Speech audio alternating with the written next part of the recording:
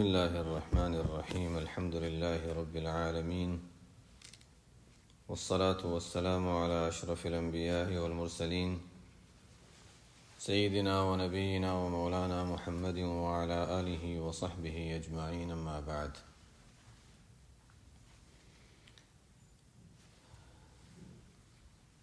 کل جو اخیری ہم نے بات پڑھی تھی اسی کے قریب یہ دوسری بات بھی ہے اور وہی مضمون چل رہا ہے. فرماتے ہیں من جہل المرید ان یسیء الادب فتؤخر العقوبة عنه فیقول لو كان هذا سوء ادب لقطع الامداد واوجب الابعاد. کبھی ایسا ہوتا ہے کہ انسان، جیسے گزشتہ کل بھی بات آئی تھی کہ انسان کوئی نیک عمل کرتا ہے اور کبھی اس سے کوئی برائی ہو جاتی ہے، کوئی غلطی ہو جاتی ہے اور اللہ کی طرف سے کوئی پکڑ نہیں آتی، کوئی مواخذہ نہیں ہوتا، کوئی رکاوٹ نہیں آتی. تو کل یہ بات آئی تھی کہ کہیں انسان یہ نہ سوچے کہ یہ اس کا مطلب ہے کہ میں صحیح کر رہا ہوں، بلکہ ہو سکتا ہے کہ استدراج ہو، اللہ تعالیٰ کی طرف سے ڈھیل دی جا رہی ہے. کبھی تو ڈھیل ہوتی ہے اس لیے کہ اچھا یہ آئندہ اپنے آپ کو خود ہی توبہ کر کے درست کر لے، کبھی ڈھیل ہوتی ہے اس لیے کہ اور زیادہ انسان برائیوں میں مبتلا ہو تاکہ سخت پکڑ آئے. دونوں چیزیں ہوتی ہیں. تو یہی فرماتے ہیں کہ من جہل المرید، کہ یہ مرید کی جہالت ہے.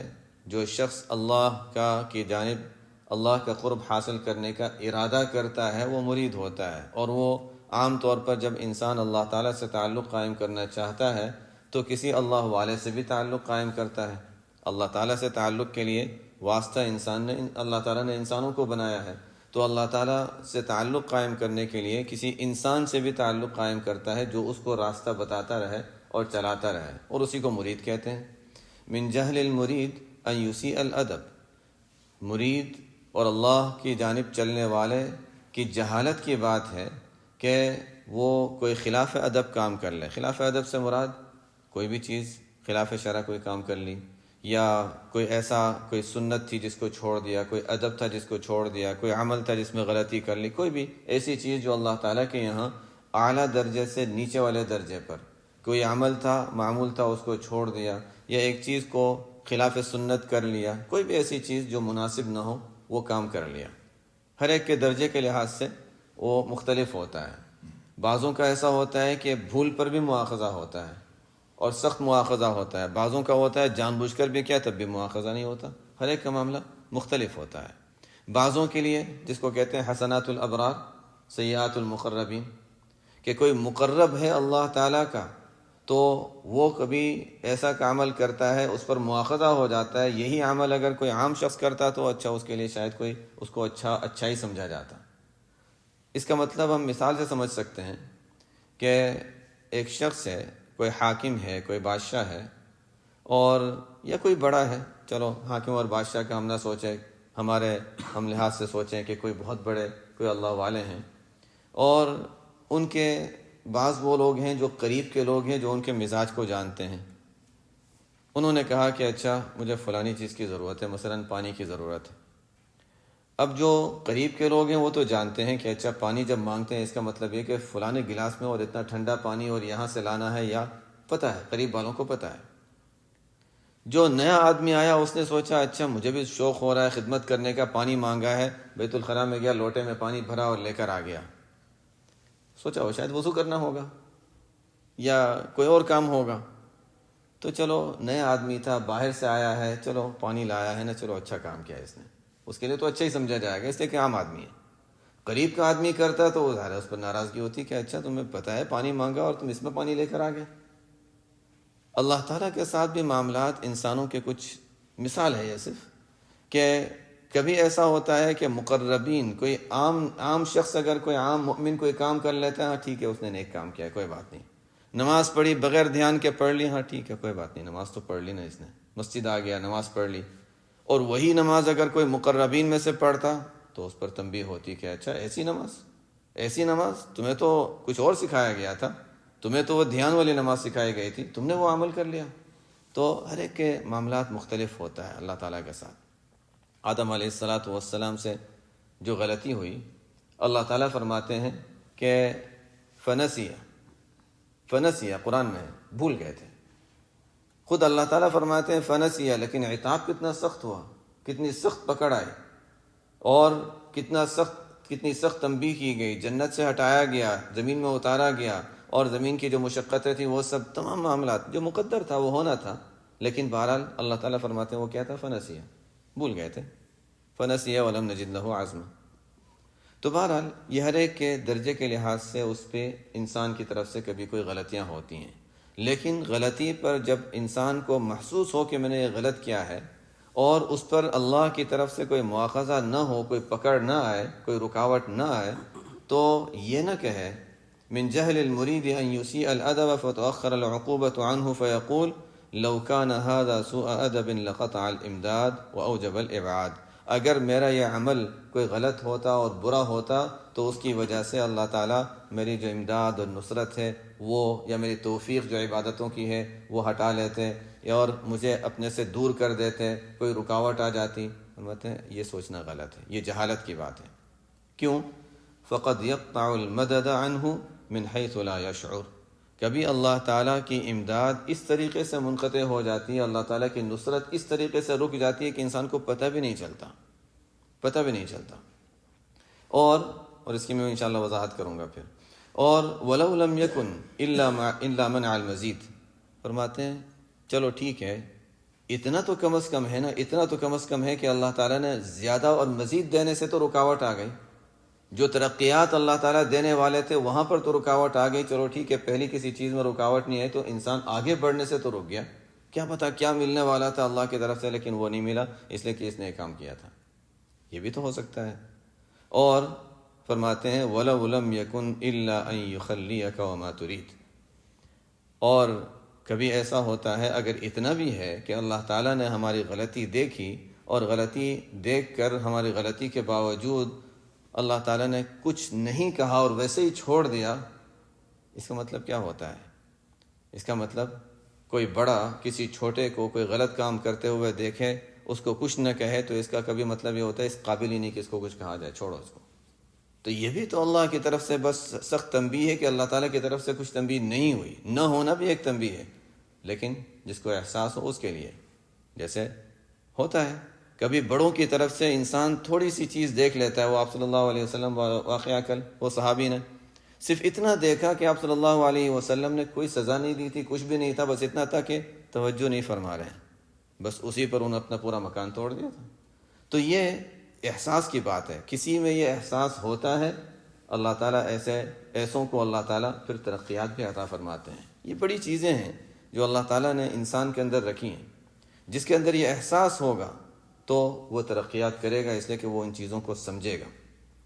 ایک بزرگ سے ان کے کسی متعلق نے یہ پوچھا کہ غلطیاں ہم سے ہوتی رہتی ہیں اور اس کے باوجود اللہ تعالیٰ کی طرف سے مواخذہ نہیں آتا، اس کی کیا وجہ ہے؟ یعنی کوئی پکڑ نہیں ہوتی، ہم وہی کرتے رہ رہے ہیں اور اللہ تعالیٰ کی طرف سے. فرمایا کہ کتنی مرتبہ ایسا ہوتا ہے کہ اللہ تعالیٰ کی طرف سے پکڑ آتی ہے لیکن ہم سمجھتے نہیں ہیں. مواخذہ ہوتا ہے لیکن ہم سمجھتے نہیں ہیں. مواخذے کی دو قسمیں ہیں. فرمایا کہ دو طرح کے مواخذے ہوتے ہیں.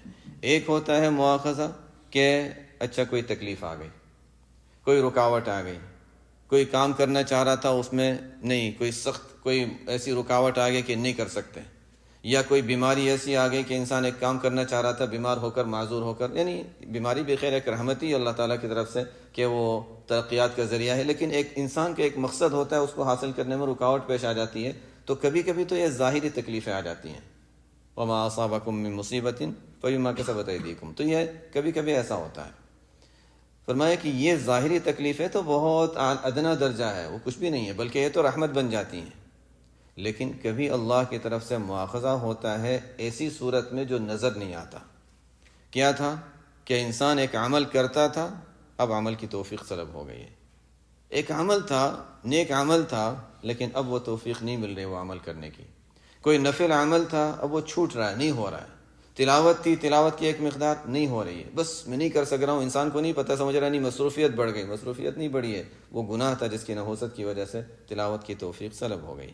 یا کوئی تسبیحات کر رہا تھا یا کوئی عمل کر رہا تھا، کوئی نیک کام میں حصہ لے رہا تھا، وہاں سے اس کو ہٹا دیا گیا، نکال دیا گیا، یا کسی وجہ سے انسان کی توفیق سلب ہو گئی، ہونے کے باوجود وہ حصہ نہیں لے رہا ہے، جو بھی حالانکہ اپنے اپنے لحاظ سے ہر ایک سوچ سکتا ہے، تو یہ تمام چیزیں بھی اللہ کی طرف سے ایک مواخذہ ہے، لیکن جو سمجھے گا اس کے لیے ہے، جو نہیں سمجھے گا وہ تو اور زیادہ سمجھتا رہے گا، نہیں نہیں ٹھیک ہے میں صحیح کر رہا ہوں اور مجھ پر کوئی مواخذہ نہیں ہے۔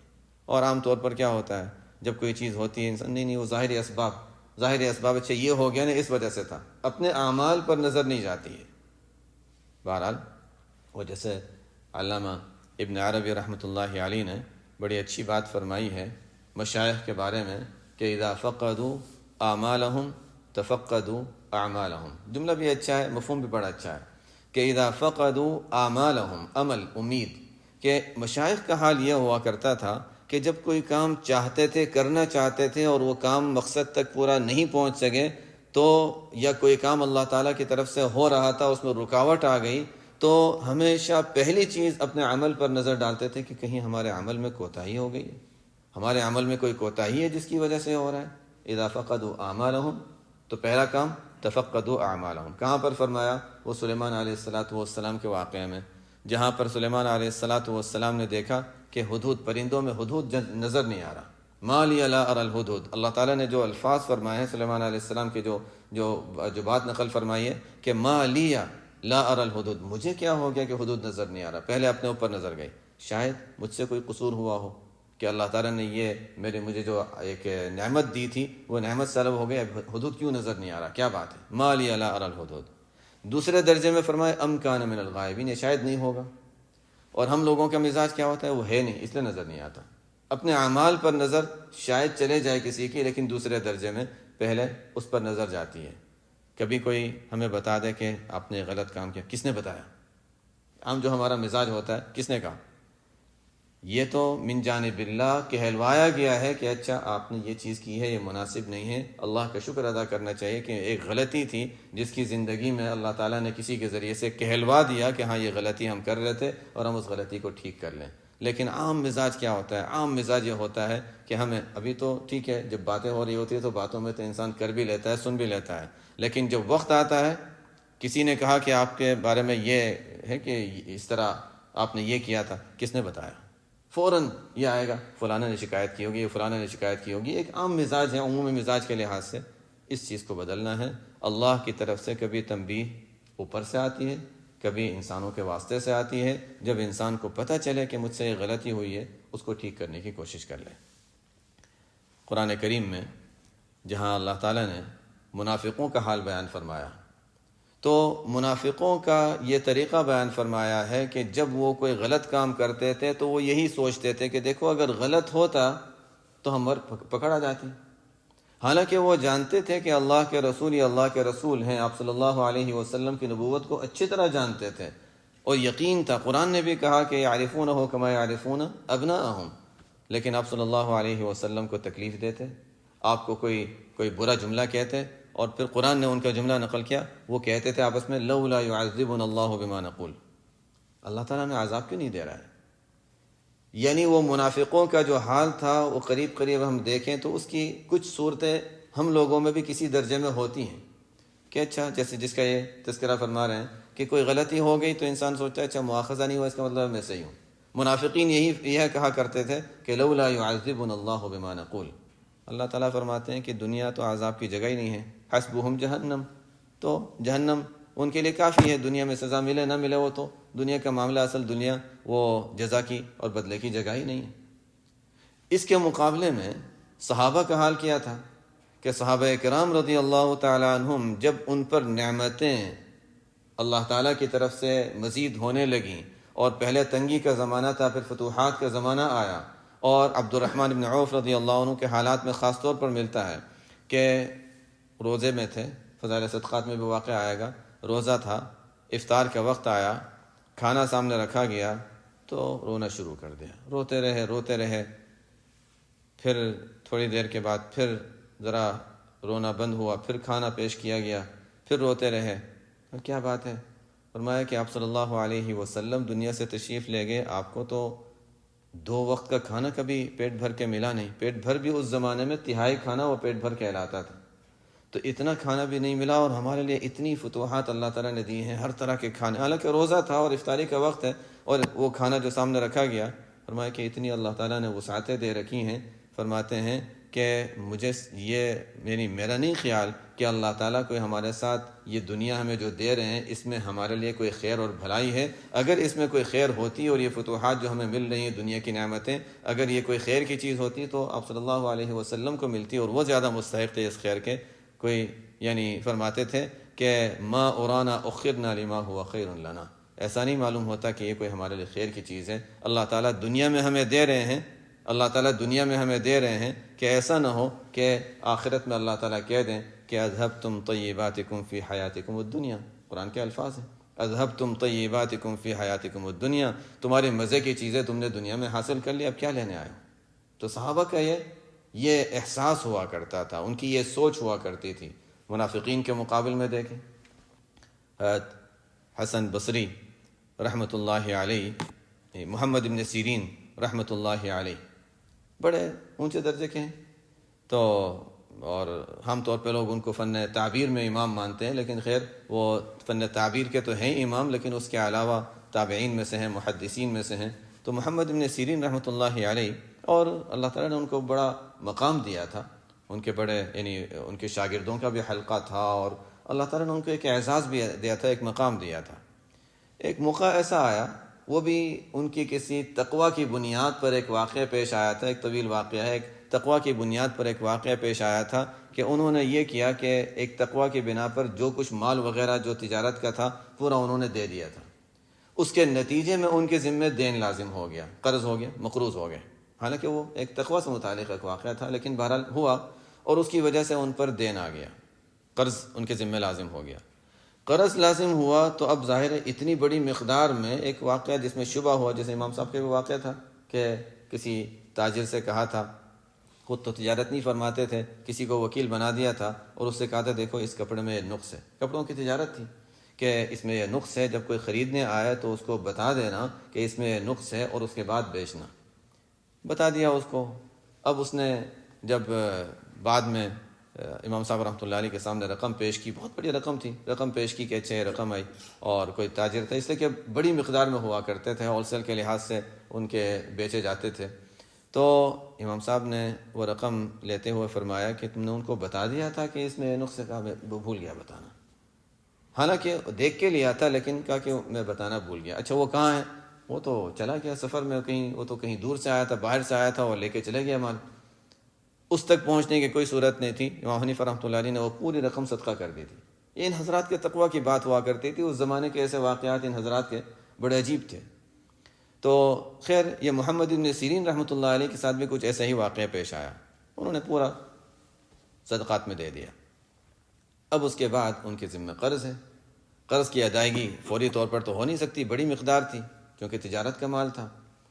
تو اب اس کی وجہ سے ان کے خلاف مقدمہ ہو گیا، کیس ہو گیا، اور ظاہر ہے اس کی وجہ سے ان کو عدالت میں جانا پڑا، کورٹ میں جانا پڑا.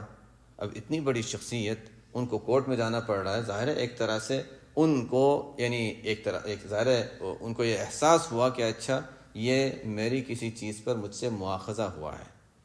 کیا چیز؟ اب ظاہر ہے عام آدمی اس چیز کو سمجھے، یہ تو مشکل چیز ہے. فرماتے ہیں مجھے اچھی طرح معلوم ہے کہ کیوں مجھے یہ سزا مل رہی ہے، کون سے گناہ کی یہ سزا ہے وہ بھی مجھے معلوم ہے.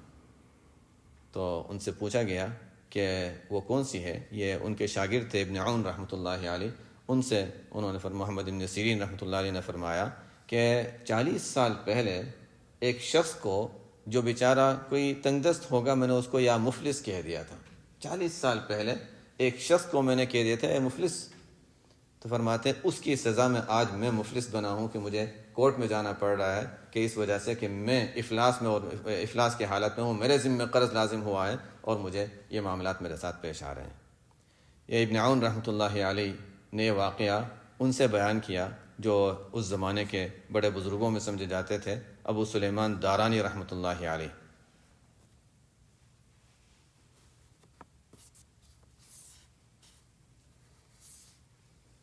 ابو سلیمان دارانی رحمۃ اللہ علیہ ان کے سامنے واقعہ بیان فرمایا کہ یہ محمد بن سیرین نے یہ بات فرمائی ہے، تو ابو سلیمان دارانی رحمۃ اللہ علیہ نے فرمایا کہ ہاں یہ بڑے اونچے لوگ تھے، یہ بڑے اونچے لوگ ہیں، چونکہ ان کے گناہ بہت کم ہیں تو ان کو پتہ ہے کہ کون سے گناہ کی کون سی سزا ہے۔ ہم لوگوں کے گناہ اتنے زیادہ ہیں کہ ہم پر سزائیں آتی ہیں لیکن ہمیں نہیں پتہ ہوتا کہ کون سے گناہ کی یہ سزا ہمیں مل رہی ہے۔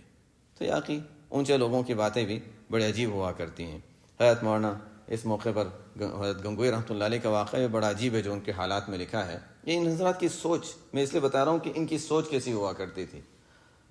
حضرت حاجی امداد اللہ رحمۃ اللہ علیہ تھے، حضرت مولانا قاسم نانوتوی رحمۃ اللہ علیہ، حضرت مولانا رشید احمد گنگوئی رحمۃ اللہ علیہ، ان حضرات کا مشورہ ہو رہا تھا۔ وہ جو ہندوستان میں جنگ کا معاملہ ہوا تھا، جنگ آزادی، آپس میں مشورہ ہو رہا تھا۔ اس مشورے میں حضرت گنگوئی رحمۃ اللہ علیہ کی ایک رائے تھی جو حضرت حاجی صاحب اور حضرت مولانا قاسم صاحب رحمۃ اللہ علیہ کی رائے مختلف تھی کہ جنگ کے لیے آگے بڑھنا چاہیے۔ حضرت گنگوئی کی رائے اس میں پوری طرح اس وقت ان کو شرح صدر نہیں تھا۔ خیر بعد میں ان کو بھی اطمینان ہو گیا، کہا ٹھیک ہے، یہ تو خیر ایک مشورہ ہوا تھا ان کا آپس میں۔ کچھ عرصے کے بعد مقدمہ ہوا اور حضرت مولانا رشید احمد گنگوئی رحمۃ اللہ علیہ کو کچھ عرصے کے لیے قید خانے میں اور جیل میں جانا پڑا، تقریباً 6 مہینے کے لیے۔ فرماتے ہیں کہ یہ حضرت حاجی امداد اللہ رحمۃ اللہ علیہ کو اس معاملے میں شرح صدر تھا، اطمینان تھا۔ حضرت مولانا قاسم نانوتوی رحمۃ اللہ علیہ کو اس پر شرح صدر تھا، اطمینان تھا، اور انہوں نے فوراً ہاں کہہ دیا کہ ہاں یہ کرنا چاہیے، ایک اچھا کام تھا، انہوں نے فوراً ہاں کہہ دیا کہ کرنا چاہیے۔ مجھے تردد تھا، اس تردد کی سزا ہے کہ 6 مہینے مجھے جیل میں رہنا پڑا۔ یہ ان حضرات کی سوچ ہوا کرتی ہے، کہاں سے کون سی غلطی، حالانکہ وہ غلطی تھی، انہوں نے اس غلطی کو سمجھا اور اس کی سزا کو سمجھا۔ یہ میں اس لیے بتا رہا ہوں کہ ان حضرات کی یہ سوچ ہوا کرتی تھی کہ کہاں پر ہم غلطی کر رہے ہیں، کہاں اس کی پکڑ آ رہی ہے، کس طرح سے پکڑ، حالانکہ اس کو شاید کوئی مواخذہ اور پکڑ نہ سمجھتا، لیکن ان حضرات کی اپنے اوپر ایک گہری نظر ہوا کرتی تھی۔ تو بہرحال اللہ تعالیٰ کا معاملہ بھی بندوں کے ساتھ اسی طرح مختلف، جس کو فرماتے ہیں کہ وَلَوْ لَمْ يَكُنْ إِلَّا أَن يُخَلِّيَكَ وَمَا تُرِيدُ، کبھی اللہ تعالیٰ بالکل ویسے ہی جو کرتے ہو کرتے رہو، یہ بھی ایک کوئی ظاہر ہے کہ بڑی ایک یعنی جو سمجھدار ہو اس کے لیے تو بڑی تنبیہ ہے۔ اس کو ایک مثال بعضوں نے دی ہے کہ مثال اس کی ایسی ہے کہ ایک شخص ہے جو بیمار ہے اور ہاسپٹل میں داخل ہے۔ ہاسپٹل میں جب جاتا ہے علاج کے لیے، ڈاکٹر کے پاس جاتا ہے، اس سے بات کرتا ہے، اس کو وہاں رکھا جاتا ہے، تو اس کو کھانے دیے جا رہے ہیں، اس کو مختلف چیزیں دیے جا رہی ہیں، اس کو چلو جو پسند ہے کیا کھانا ہے، اچھا ٹھیک ہے، یہ بھی دے دیا، وہ بھی دے دیا، یہ بھی دے دیا۔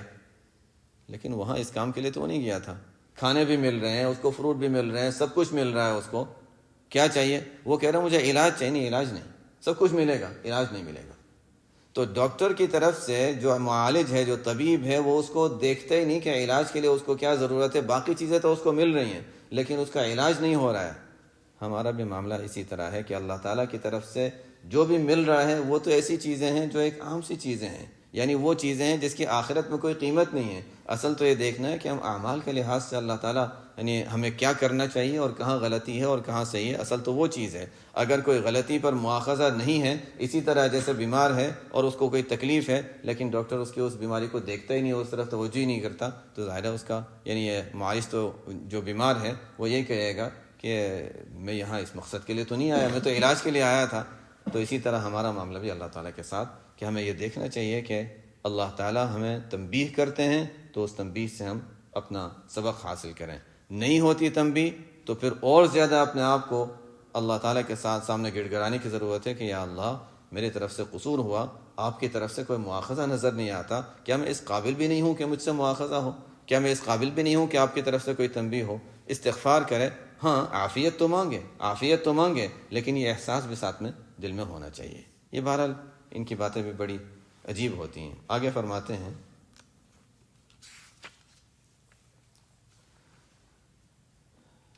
من رأيته مجيبا عن كل ما سئل وذاكرا عن كل ما علم ومعبرا عن كل ما شهد فاستدل بذلك على وجود جهله۔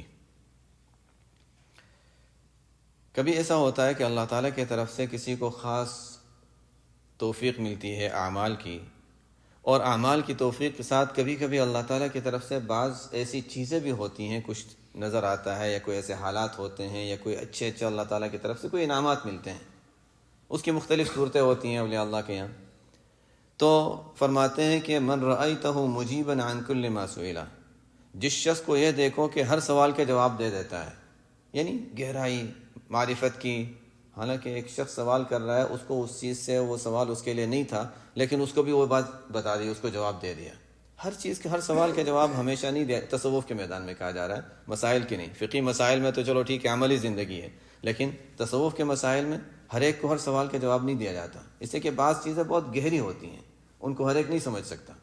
تو فرماتے ہیں کہ من رأیتہ مجیبا عن کل ما سئل، کسی کو دیکھو کہ ہر سوال کا جواب وہ دے دیتا ہے اور ہر طرح کی گہری باتیں بھی عام لوگوں میں بیان کر دیتا ہے. وذاکرا کل ما علم، جو جانتا ہے وہ لوگوں کے سامنے اس کا تذکرہ بھی کر دیتا ہے، حالانکہ ہر بات ہر ایک کے سامنے بتانے کی نہیں ہوتی. ومعبرا عن کل ما شہد، جو کچھ اللہ تعالیٰ کی طرف سے مشاہدہ ہوتا ہے لوگوں کے سامنے اس کا ذکر کر دیتا ہے. ہمارے حضرت مولانا رشید احمد گنگوئی رحمۃ اللہ علیہ کے زمانے میں ایک بزرگ تھے، حضرت مولانا گنج مراد آبادی رحمۃ اللہ علیہ. کیا نام تھا؟ حضرت مولانا فضل الرحمان گنج مراد آبادی رحمۃ اللہ علیہ. بڑے پہنچے ہوئے تھے، بڑے عجیب شخصیت تھے، صاحب کشف تھے. ان کے بھی عجیب واقعات ہیں ان کے کشف کے. حضرت تھانوی رحمۃ اللہ علیہ فرماتے ہیں میں بھی گیا تھا ان کے پاس، ان کے ساتھ بھی کچھ واقعہ پیش آیا تھا. تو بڑے عجیب واقعات ہیں ان کے. ہمارے تفسیر لکھنے والے، تفسیر حقانی لکھنے والے جو ہیں وہ بھی ان کے پاس گئے تھے، تو ان سے بھی کچھ باتیں ہوئی تھیں. اچھا آپ تو مفسر ہیں نا؟ تو یعنی کشف ہو جاتا تھا ان کو، کون آیا کیا کرتا ہے، کسی نے کچھ بتایا نہیں، وہ خود بتاتے تھے. اچھا آپ تو فلانے ہیں، فلانے سے، اچھا فلانے خاندان سے تعلق رکھتے ہیں، اچھا آپ تفسیر بھی لکھتے ہیں، تو اچھا اس کے بارے میں کوئی سوال کر لیں گے. اس لیے کہ علم بھی اللہ تعالیٰ نے بڑا عجیب دیا تھا، کشف بھی بڑا عجیب تھا ان کا. تو خیر حضرت مولانا رشید احمد گنگوئی رحمۃ اللہ علیہ کے پاس سے ایک شخص مولانا فضل الرحمان گنج مراد آبادی رحمۃ اللہ علیہ کے پاس جا رہے تھے. تو حضرت گنگوئی تو عمر میں کم تھے، حضرت مولانا گنج مراد آبادی رحمۃ اللہ علیہ جو تھے وہ تو عمر میں بڑے تھے. تو حضرت گنگوئی رحمۃ اللہ علیہ نے فرمایا کہ ہاں ان کو میرا سلام کہہ دینا اور 2 پیغام پہنچائیں.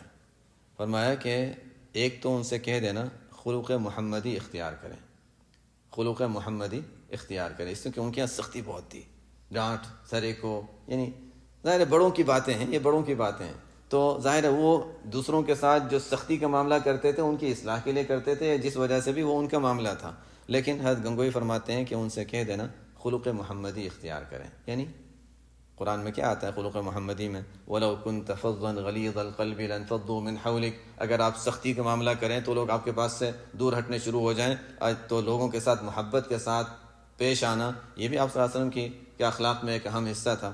تو فرمایا کہ ایک بات تو ان سے کہہ دینا خلق محمدی اختیار کریں، اور دوسری بات فرمائی کہ دوسرا میری طرف سے پیغام یہ دے دینا کہ ذرا ضبط سے کام لیا کریں. یعنی یہ تو تھوڑے الفاظ میں حضرات سب بات سمجھ جاتے تھے، لیکن جو حضرات نہ سمجھے، ضبط کے معنی وہی ہے جس کی یہاں تذکرہ ہو رہا ہے کہ حضرت مولانا فضل الرحمان رحمۃ اللہ علیہ کے یہاں ایسا ہوتا تھا، کوئی کشف ہوا اس کو ظاہر کر دیا. جیسے کوئی آتا تھا، اچھا آپ تو فلانے خاندان سے، اچھا والا آپ کے والد تو وہ فلانے تھے، سب کچھ بتا دیتے تھے. دوسرے مشائخ کے یہاں پتہ بھی چلتا تھا تو ظاہر نہیں ہوتا تھا، کچھ بھی ظاہر نہیں ہوتا تھا. ان سے ہی پوچھیں گے اچھا آپ کون، آپ کے والد کون. حالانکہ کبھی کبھی اللہ تعالیٰ منکشف فرما دیتے تھے. ہر ایک کے ساتھ یہ ضروری بھی نہیں ہے کشف، جیسے ہم نے پڑھا تھا کہ کوئی اتنی اہمیت نہیں دی گئی اس کو، لیکن ان کے یہاں ہوتا بھی بہت تھا اور اس کا اظہار بھی بہت ہوتا تھا. تو خیر حضرت گنگوئی رحمۃ اللہ علیہ نے سلام بھیجا اور یہ 2 پیغام بھیجے.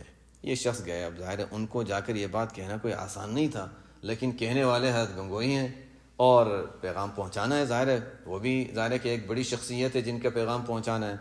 وہاں گئے، کہا حضرت مولانا رشید احمد گنگوئی، انہوں نے سلام کہا، وعلیکم، ہاں بڑے آدمی ہیں ان کے یہاں، بہت بڑی کسی کی تعریف ہو، بڑے آدمی ہیں وہ، قریب ایسے الفاظ تھے، بڑے آدمی ہیں. ہاں کہ اور انہوں نے یہ بھی پیغام دیا ہے کہ خلق محمدی اختیار کریں. ناراض ہو گئے. اچھا مجھے کہتے ہیں خلق محمدی اختیار کریں، میرے پاس جو لوگ آتے ہیں وہ کیوں آتے ہیں؟ کوئی تعویذ لینے آتا ہے، میرا کام نہیں چل رہا ہے تو مجھے روزی میں برکت کے لیے، یہ سب دنیا کے لیے آتے ہیں، اس لیے میں ان کے ساتھ ایسا معاملہ کرتا ہوں. تو وہاں بیٹھ کے کہہ رہے ہیں خلق محمدی اختیار کریں. وہ ان کا انداز تھا. دوسرا پیغام فرمایا کہ انہوں نے فرمایا ضبط سے کام لیا کریں. یعنی ضبط کا مطلب ہوتا ہے، اگر جو نہ سمجھو، کنٹرول کیا، تھوڑا سا کنٹرول ہونا چاہیے، ہر چیز ظاہر نہیں ہونی چاہیے، تھوڑا ضبط سے کام لیا کریں. فرمایا ہاں صاحب زادے جیسے ظرف کہاں سے لائیں، حضرت گنگوہی تو چونکہ کم عمر تھے، جیسے بیٹے کی طرح ہوتے ہیں، اور میں ظرف انسان کا جو ہوتا ہے نا، اس کے اندر دل کے اندر اتنی وسعت ہو کہ انسان اتنی ساری چیزیں اندر رکھا ہوا اور کسی کو پتہ نہیں چلتا. تو وہ فرماتے ہیں کہ حضرت مولانا فضل الرحمن نے فرمایا کہ ہاں حضرت گنگوہی کے بارے میں کہ صاحبزادے جیسا ظرف کہاں سے لائے کہ دریا کے دریا پیے بیٹھے ہیں اور ڈکار بھی نہیں لیتے ہیں. یہ بڑوں کی باتیں بڑی عجیب ہوتی ہیں. یعنی اتنا زیادہ ان کے اندر معرفت بھری ہوئی ہے، لیکن کبھی تھوڑا سا بھی ظاہر نہیں ہوتا کہ اندر کیا بھرا ہوا ہے. ان کی طرف سے حضرت گنگوہی کے بارے میں یہ تعریف جو ہے بہت اونچی بات ہے. بہرحال کیونکہ وہ صاحب کشف تھے، ان کو پتا تھا کہ ان کے اندر کیا کمالات ہیں. فرماتے ہیں کہ دریا کے دریا پیے بیٹھے ہیں اور ڈکار بھی نہیں لیتے. تو خیر یہ انداز ہوتا ہے کہنے کا. یہی فرماتے ہیں کہ دیکھو ہر چیز ظاہر نہ کی جائے. خاص طور پہ خیر ہمارے لیے اس میں کیا سبق ہے؟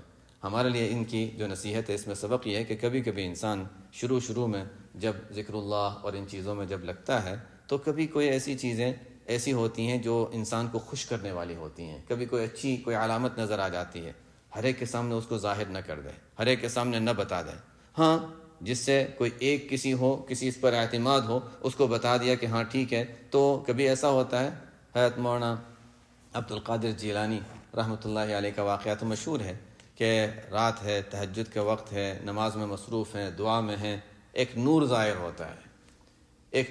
ہوتا ہے اور آواز آتی ہے عبد القادر. وہ مجھے پورا واقعہ یاد نہیں، جن کو یاد ہوگا شاید اور زیادہ اس میں کہ الفاظ کیا تھے، لیکن آواز آتی ہے عبد القادر تم نے ہمیں جو عبادت کی، تم نے عبادت کا حق ادا کر دیا، اب آئندہ تمہیں کوئی عبادت کرنے کی ضرورت نہیں، نہ نمازوں کی نہ کسی چیز کی کوئی عبادت کی ضرورت نہیں. سمجھ گیا کہ جب انبیاء کے لیے نمازیں معاف نہیں تھی، میرے لیے نمازیں معاف ہو رہی ہیں اور اتنا بڑا نور ظاہر ہو رہا ہے، تو سمجھ گیا کہ یہ کوئی شیطانی حملہ ہے، یہ نور نہیں ہے. تو یہ انسان ہر ایک نہیں سمجھ سکتا ایسی چیزوں کو. نور نہیں ہے، یہ تو کوئی شیطانی حملہ. اعوذ باللہ من الشیطان الرجیم، تعوذ پڑھ لیا، بس وہ نور ختم ہو گیا. چونکہ بڑے تھے تو پھر آواز آئی کہ عبد القادر آج تمہارا علم نے تمہیں بچا لیا. پھر اعوذ باللہ پڑھا، کہا نہیں ہو نہیں سکتا، میرا علم نے مجھے نہیں بچایا، میرا اللہ نے مجھے بچایا. مشائخ فرماتے ہیں کہ پہلا حملہ تو ایسا تھا جس کو کوئی بھی سمجھ سکتا تھا، کوئی بھی نہیں لیکن کوئی تھوڑا سا سمجھدار شخص ہوتا تو سمجھ جاتا کہ نمازیں معاف ہونا تو یہ تو ظاہر ہے، جب انبیاء کے لیے نہیں ہوا، آپ صلی اللہ علیہ وسلم کے لیے نہیں ہوا تو ان کے لیے کیسے ہو سکتا تھا. تو پہلے والا حملہ تو ایسا تھا جس کو کوئی سمجھدار شخص سمجھ سکتا تھا پھر بھی، لیکن دوسرے والا حملہ ایسا ہے جس میں بڑے بڑے دھوکے کھا جاتے ہیں. کیا علم نے بچا لیا؟ ہاں واقعی علم تھا تو میں بچا، ورنہ میں نہیں بچتا. فرمایا نہیں علم نے نہیں بچایا، میرے اللہ نے مجھے بچایا، ورنہ میرا علم کیا ہے کہ مجھے بچاتا. یہ شیطانی حملے ہوا کرتے ہیں. تو بہرحال یہ کبھی کبھی یہ تو خیر ویسے ہی بتا رہا تھا کہ ان کو جو نور نظر آیا تو نور کیا چیز ہے پتہ نہیں، کہ شیطانی ہے یا ملکی ہے، اللہ تعالیٰ کی طرف سے ہے، کچھ پتہ نہیں ہوتا کیا ہے. اس لیے ان چیزوں پر بہت زیادہ انسان بھروسہ بھی نہ کرے، ان پر بہت زیادہ اعتماد نہ کرے. ہے ٹھیک ہے، کوئی اچھی چیز ہے کسی معتمد شخص سے بتا دیا ٹھیک ہے، لیکن کوئی اچھی چیز اللہ کی طرف سے ظاہر ہو تو اس کا بہت زیادہ اظہار کرنا کبھی ایسا ہوتا ہے کہ وہ نعمت سلب ہو جاتی ہے. ایسے واقعات کئی ملتے ہیں کہ ایک شخص تھا، اس کو اللہ تعالیٰ نے کوئی توفیق دی، کوئی عمل کی اور اس میں مزہ آ رہا تھا، کر رہا تھا، اور کسی کے سامنے تذکرہ کر دیا کہ ہاں میں وہ رات نماز پڑھی، بہت مزہ آیا اور اس میں ایک لطف آ رہا تھا اور یہ تھا، لوگوں کے سامنے تذکرہ کر دیا، بس ختم ہو گیا. وہ چونکہ اللہ کی طرف سے ایک انعام تھا، ایک دل کی بات، اللہ تعالیٰ کی طرف سے ایک راز تھا جو ہمیں دیا گیا تھا، اور راز دوسروں کے سامنے ظاہر کر دیا، ٹھیک ہے، وہ بند ہو گیا. جس کو کہتے ہیں کہ ایک یعنی اللہ تعالیٰ کی طرف سے ایک یہ مہمان ہے، مہمان کی قدر نہیں کی تو یا ہم کسی کو کوئی راز کی بات بتائیں اور دوسروں کو بتا دیں، آئندہ اس کو راز نہیں بتائیں گے. تو اللہ تعالیٰ نے کسی پر انعام کیا ہے، اب وہ دوسروں کے سامنے ظاہر کر رہا ہے، ایک راز تھا، راز دوسروں کے سامنے ظاہر کر رہا ہے، تو آئندہ پھر یہ چیزیں یہ سلسلہ رک جاتا ہے. لیکن ہر ایک کے ساتھ نہیں ہوتا، یہ بھی ہر ایک کا. حضرت شیخ التفسیر تھے حضرت مولانا احمد علی لاہوری رحمۃ اللہ علیہ، ان کے متعلقین میں ایک شخص کے ساتھ ہوا تھا اس طرح کہ کوئی چیز تھی، کوئی کیفیت ان کی تھی، اور عبادت میں وہ کچھ عرصے کے بعد بند ہو گئی. انہوں نے شکایت کی، کہا شاید تم نے دوسروں سے تذکرہ کر دیا ہوگا. کہا ایسے ہی ہوا، کہا آئندہ نہیں کرنا.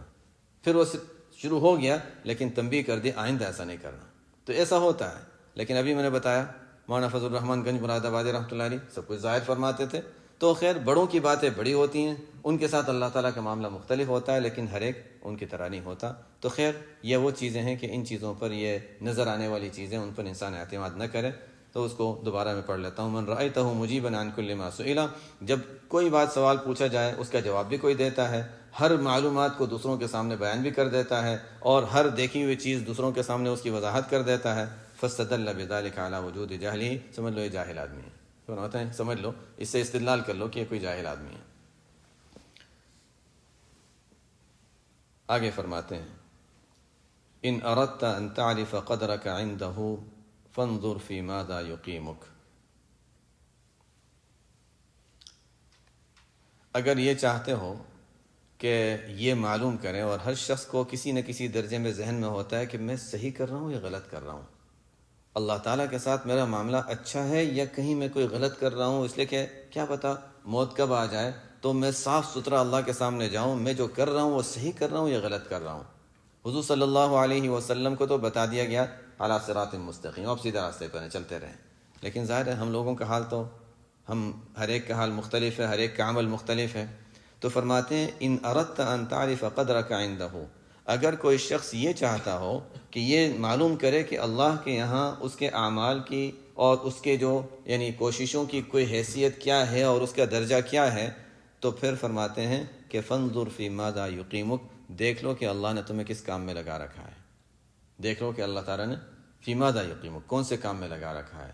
اگر اللہ تعالیٰ نے اچھے کاموں میں لگایا ہے تو اس کا مطلب ہے کہ الحمدللہ اللہ تعالیٰ نے ہمارے اعمال میں کوئی قبولیت رکھی ہے کسی درجے میں، اس لیے کہ کہتے ہیں کہ ہر نیک عمل کی اللہ تعالیٰ کی طرف سے جو فوری بدلہ ملتا ہے وہ ایک اور نیک عمل کی توفیق ہو جاتی ہے۔ تو اللہ تعالیٰ نے اگر نیک عمل کی توفیق دی ہے، پہلے دن روزہ رکھا، پھر روزے کی توفیق ہوئی، اچھا پہلا روزہ انشاءاللہ قبول ہوگا، پہلے دن تراویح پڑھی، پھر تراویح کی توفیق ہوئی، انشاءاللہ قبول۔ اسی طرح اعمال صالحہ میں کہ انسان کو اللہ تعالیٰ نے جو جن اعمال کی توفیق دی اور مزید وہ کر رہا ہے اور اس کی توفیق، اس پر مداومت ہے، استقامت ہے، پابندی ہے، یہ خود علامت ہے اس بات کی، دلیل تو نہیں لیکن علامت ہے اس بات کی کہ یہ اللہ تعالیٰ کی طرف سے قبولیت ہے۔ ان اردت ان تعرف قدرک عنده، اللہ کے یہاں اپنا درجہ اور اپنا درجہ اگر معلوم کرنا ہے تو دیکھ لو کہ اللہ تعالیٰ نے تمہیں کس کام میں لگا رکھا ہے۔